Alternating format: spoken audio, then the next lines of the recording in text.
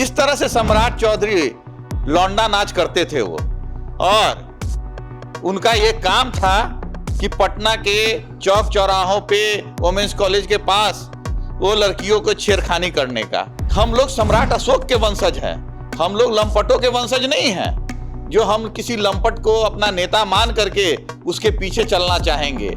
हम लोग एक प्रबुद्ध जाति हैं, हम लोग किसानी खेती करते हैं, हम लोग न किसी ठेकेदारी और रंगदारी में रहते नहीं हैं। जैसे होता कहीं भी राहु और केतु जस को घेर लेता है, तो उसी तरह से कुरहन्नी को राहु और केतु ने मिलकर घेर लिया। अब वहाँ विकास की कोई बात ही नहीं होती है, वहाँ सिर्फ लूट खरसोट की बात चलती है और हर योजना में मनरेगा को लूट करके 60% से 70% तक कमीशन ले लेना है। हमारा राष्ट्रीय जनता दल तो इतना अनुशासित हो चुका है, माननीय जगदानंद जी जब से हमारे प्रदेश अध्यक्ष बने उसके बाद से तो ऐसा पार्टी में अनुशासन है कि बिना पार्टी के बड़े नेताओं के शीर्ष नेतृत्व के आदेश के कोई बयान तक नहीं देता।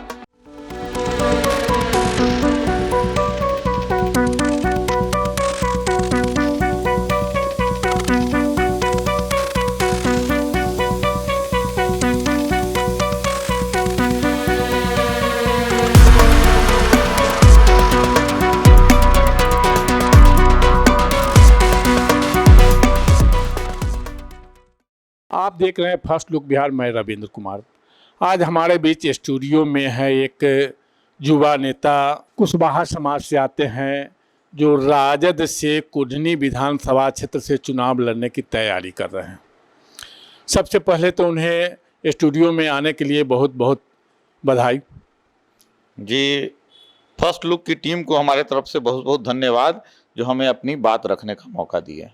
सनत कुशवाहा जी, आपसे हम यह जानना चाहते हैं कि आप कुशवाहा समाज से आते हैं और कुशवाहा समाज के मतलब कई नेता सामने हैं जो एनडीए से जुड़े हुए हैं। एक तो उपेंद्र कुशवाहा जी हैं, वो भी एनडीए गठबंधन में हैं। दूसरा सम्राट चौधरी जी हैं जो अपने आप को अभी बीजेपी के चेहरा बिहार प्रदेश में जैसे बनकर के सामने आए हैं। और उससे पहले नीतीश कुमार जो कुशवाहा समाज के सर्वमान्य नेता, मतलब कोयरी कुर्मी जो जाति के लोग हैं उसका सर्वमान्य नेता नीतीश कुमार माने जाते हैं। तो किस स्थिति में आप लोग राजद से प्रयास कर रहे हैं और क्यों? जी, आज जो सामाजिक न्याय की धारा है वो सिर्फ और सिर्फ राजद में रह गई है। राष्ट्रीय जनता दल ही एक पार्टी है जो सामाजिक न्याय के लोगों को शुरुआती दौर से एक बकरी चलाने वाला, पहाड़ तोड़ने वाला, जूता सिलने वाला, घोंघा चुनने वाला और जो सब्जी बेचने वाला, सब्जी की खेती करने वाला लोग था, उनको शुरू से वो जमीनी स्तर से उठाकर और सत्ता के शीर्ष तक बैठाने का काम राष्ट्रीय जनता दल ने किया है। राष्ट्रीय जनता दल एक ऐसी पार्टी है जहां किसी भी जाति का कोई भेदभाव नहीं है। कुछ लोगों का कहना है कि ये सिर्फ MY की पार्टी है, लेकिन हम लोगों का मानना है कि हमारे नेता Tejashwi Yadav A to Z की बात करते हैं, वो सबों को लेके चलते हैं। और यही एक पार्टी है कि सबसे ज़्यादा विधायक कुशवाहा समाज को देने का काम किया है। एक समय ऐसा था कि 18 विधायक राष्ट्रीय जनता दल से 1990 में जीत करके आए थे कुशवाहा जाति से, जिसमें से 11 को माननीय लालू प्रसाद यादव ने मंत्री बनाया था। तो ये सम्मान न कभी किसी पार्टी ने कुशवाहा समाज को दिया है, न आगे देगा। राष्ट्रीय जनता दल के अलावा अगर भारतीय जनता पार्टी की बात करें तो भारतीय जनता पार्टी तो वो जाति तोड़ो और समाज तोड़ो पार्टी है। वो हम लोगों को जातियों में विभक्त करके और जिस तरह से 15-15 लाख रुपए सबके खाते में दे रही है, उसी तरह हर जाति के लोगों को मुख्यमंत्री बना रही है। जहां जाति है उस जाति के लोगों को मुख्यमंत्री पेश कर देती है कि तुम ही हमारे मुख्यमंत्री के चेहरा हो, और बस उस हिसाब से वो जातियों में विभक्त करके लोगों को आपस में लड़ाने का काम कर रही है। वो कहीं किसी को कुछ देने वाली नहीं है, खासकर कुशवाहा जाति को। लोकसभा में उसने एक टिकट नहीं दिया, जबकि हमारे महागठबंधन ने लोकसभा में 7-7 सीट महागठबंधन ने कुशवाहा जाति को दिया, जिसमें से कि अभय कुशवाहा सिर्फ सांसद का चुनाव नहीं जीते, बल्कि उन्हें लोकसभा में विरोधी दल का नेता भी बनाया गया। और आज तो हमारे नेता ने उन्हें युवाओं का राष्ट्रीय अध्यक्ष बना करके कुशवाहा समाज को जिस तरह से गौरवान्वित किया है, हम लोग ये समझते हैं कि आने वाले विधानसभा चुनाव में कुशवाहा समाज का एक एक नौजवान राष्ट्रीय जनता दल के लिए तन मन धन से लगा रहेगा। क्योंकि कुशवाहा समाज जो है ना, ये लंपट और ये लुच्चे लफंगों की जाति नहीं है।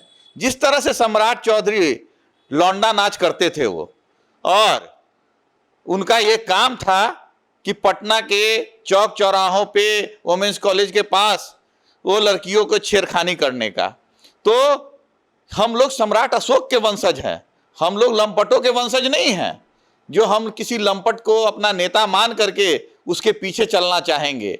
हम लोग एक प्रबुद्ध जाति हैं, हम लोग किसानी खेती करते हैं, हम लोग न किसी ठेकेदारी और रंगदारी में रहते नहीं हैं। हम लोग ऐसे सभ्य लोगों को पसंद करते हैं जिसकी समाज में एक जगह हो, एक पूछ हो, जो सर्व जाति के लोगों को मिला के संग चल सके। हम लोग न किसी जाति से हम लोगों का बैर नहीं है, क्योंकि हम लोग की जो सब्जी की खेती है, हर जाति के लोग, चाहे वो मांसाहारी हो, वो भी हमारे बिना सब्जी के नहीं रह सकते हैं। तो हम लोग एक सर्व समाज को लेके चलने वाले लोग हैं, और इसलिए हमको जो लगता है कि हमारे समाज के लोग अभी अभय कुशवाहा, आलोक मेहता जैसे सभ्य लोगों को पसंद करते हैं, न कि सम्राट जैसे चौधरी जैसे लंपट लोगों को। आपको क्या लगता है, जो सम्राट चौधरी को कुशवाहा समाज नकार देंगे? वो तो कुशवाहा समाज के नेता हैं, कुशवाहा समाज उनके पीछे हैं, जिसके कारण उन्हें भाजपा ने आगे किया है। आपको ये पता होना चाहिए कि कई जगह आपने सम्राट चौधरी का इंटरव्यू सुना होगा कि उन्होंने बस यही कहा कि हम लालू यादव, तेजस्वी यादव को गाली दे दे करके इतना बड़ा नेता हो गए, और हमको गाली देने के लिए ही उप मुख्यमंत्री बनाया गया। तो ये बीजेपी का जो है ना, हमेशा से ये क्या कहते हैं, उस पर वो रिसर्च करती रहती है कि कौन लंपट टाइप का नेता है जो जातीय विद्वेष फैला सके। और जिस तरह से वो जाति को तोड़ने की और एक जाति से दूसरे जाति को लड़ाने की बात करते हैं, उनका मकसद बस ये है कि हम इस तरह की बात बोले कि यादव समाज और दूसरी जाति के लोग हमको को टारगेट करें, और जिसके कारण हम आपस में जातियों में द्वेष फैलाएं, जिसका फायदा बीजेपी को मिले। लेकिन आज समाज जाग चुकी है, और हमारा राष्ट्रीय जनता दल तो इतना अनुशासित हो चुका है। माननीय जगदानंद जी जब से हमारे प्रदेश अध्यक्ष बने, उसके बाद से तो ऐसा पार्टी में अनुशासन है कि बिना पार्टी के बड़े नेताओं के शीर्ष नेतृत्व के आदेश के कोई बयान तक नहीं देता। इसलिए अब हम लोग को घबराने की जरूरत नहीं है। हम लोग एक अनुशासित पार्टी में हैं, और अनुशासित ढंग से हर जगह हम लोग सम्राट चौधरी का प्रतिकार करेंगे। तो क्या आपको लगता है कि इस बार कुशवाहा जाति के वोट का बड़ा हिस्सा राजद के साथ जाएगा? हम लोग को तो पूरा यकीन है कि इस बार कम से कम 70 से 80% कुशवाहा राष्ट्रीय जनता दल के साथ रहेंगे, क्योंकि वो अपने पुराने इतिहास को वापस लाना चाहते हैं। वो कोई भी अपने गौरवपूर्ण इतिहास को याद रखता है, कोई अपना जो स्टार है, कोई अपने आइडियल पर्सन किसी वैसे चोर लफंगे को बनाता है जो 16 साल की उम्र में उम्र छुपा करके मंत्री बन गए। क्या उन्हें पता नहीं था कि मंत्री बनने के लिए क्या आवश्यक उम्र होता है? वो चोर दरवाजे से किसी भी तरह अब कम उम्र में मंत्री बन गए, और मंत्री बनने के बाद अगर उनका कृत्य जानिएगा, जब वो लड़की को छेड़ने का काम बोरिंग रोड में वुमेन्स कॉलेज के बगल में करते थे, जो पेट्रोल पंप वाले उसको वहां पे मारे, तो नाप तौल विभाग के ये मंत्री बने थे। तो उनका पहला काम है, इसका एकदम प्रूफ है हम लोगों के पास। या तो किसी पर आरोप हो सकता है, जैसे कल राबड़ी देवी जी ने उन पर आरोप लगाई है, उस तरह से आरोप हो सकता है। इसका क्या सबूत है जो उन्होंने लड़की को छेड़ा? तो इसका सबूत यही है कि आप जा करके पता कर सकते हैं, जब ये मंत्री बने इनका पहला काम यही था कि बोरिंग रोड वुमेन्स कॉलेज के बगल में जो पेट्रोल पंप है, नापतोल विभाग के मंत्री बने थे, और उस पेट्रोल पंप को सबसे मंत्री का शपथ लेने के बाद तुरंत उन्होंने उस पेट्रोल पंप को सील कराया।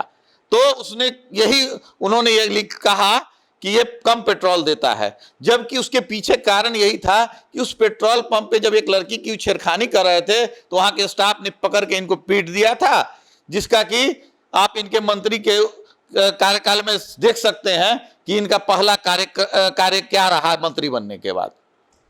चलिए, आप कुढ़नी विधानसभा से चुनाव लड़ने की तैयारी कर रहे हैं, तो आखिर कुढ़नी में मूल समस्या क्या है? आप किस तरह से उस मूल समस्या को समझते हैं और किस तरह से उस समस्या का निदान कराएंगे, और आपका चुनाव जो जीतने का एजेंडा है वो क्या हो सकता है? सबसे पहला जो हमारे कुढ़नी की समस्या है कि हमारे यहाँ जो ब्लॉक है वहाँ के बीडीओ, सीओ और हर प्रशासनिक पदाधिकारी निरंकुश हो चुके हैं। उनको किसी चीज़ का कोई डर नहीं। वहाँ पे एक पूर्व मंत्री हैं और एक वर्तमान मंत्री हैं।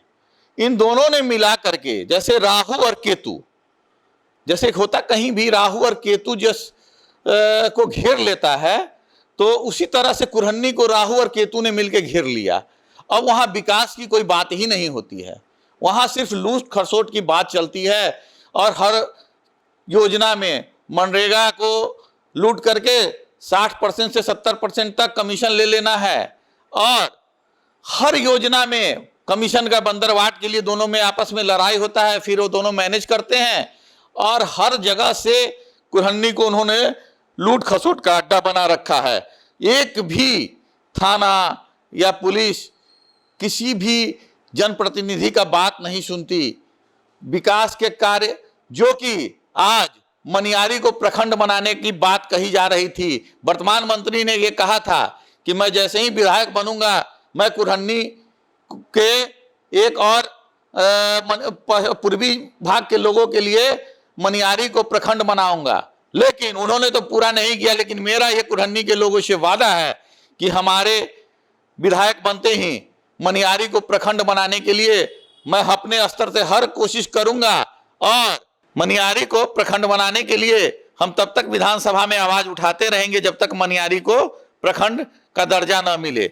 और अभी वैसे तो ये सरकार 20 सालों में एक भी नया प्रखंड नहीं बनाई, तो इस निकम्मी और रिटायर्ड सरकार से हम लोगों को बहुत उम्मीद नहीं है। लेकिन जब हमारे युवाओं के हर दिल अजीज नेता तेजस्वी यादव मुख्यमंत्री बनेंगे तो विकास की बात होगी, और तेज रफ्तार तेजस्वी सरकार हर उस मुद्दे को उठाएगी और हर उस मुद्दे का निष्पादन करेगी जो बरसों से लंबित है। तो मैं यह जानना चाहता हूं कि आप जो क्षेत्र का भ्रमण कर रहे हैं उस समय आपको क्या क्या जन समस्या, मतलब किन जन समस्याओं से जूझना पड़ता है, लोग आपके सामने क्या बातें रखते हैं, इसके बारे में आप।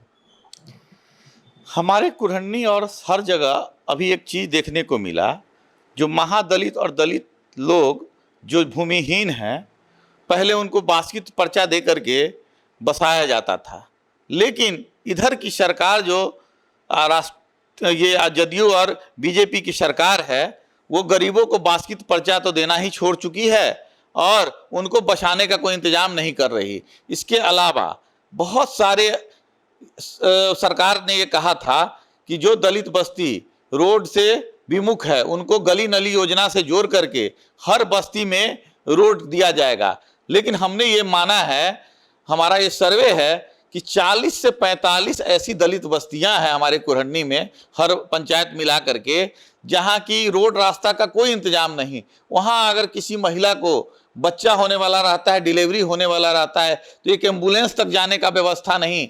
अगर किसी की मौत हो जाए तो उसको अगर निकालना हो, एकाएक उसको हॉस्पिटल ले जाना हो, तो एम्बुलेंस की कोई व्यवस्था नहीं है। तो वैसे सबसे मेरा पहला कार्य यही है कि उस गली नली योजना से हर दलित बस्ती को रास्ता दिया जाए। अभी भी ऐसी स्थिति कुढ़नी में है? कुढ़नी में तो अभी आप समझ नहीं सकते कि गरीबों की ऐसी स्थिति है कि जो अति पिछड़ा सहनी समाज के लोग हैं, बांध पे रह करके अपना जीवन यापन करते हैं। अभी जो बाढ़ आ जाएगी तो हमारे बहुत सारे पासवान समाज और सहनी समाज के लोग कहाँ रहेंगे, वो कोई चिंता करने वाला नहीं है। मतलब गरीब क्या होता है, गरीबी क्या होती है, आप आकर के एक बार हमारे कुरहनी में देख लीजिए।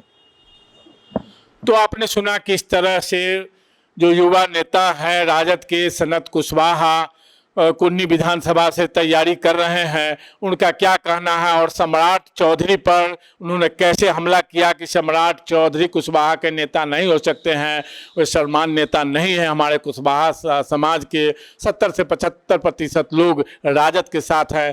तो आप आगे हमारे साथ बने रहिए और देखते रहिए फर्स्ट लुक बिहार।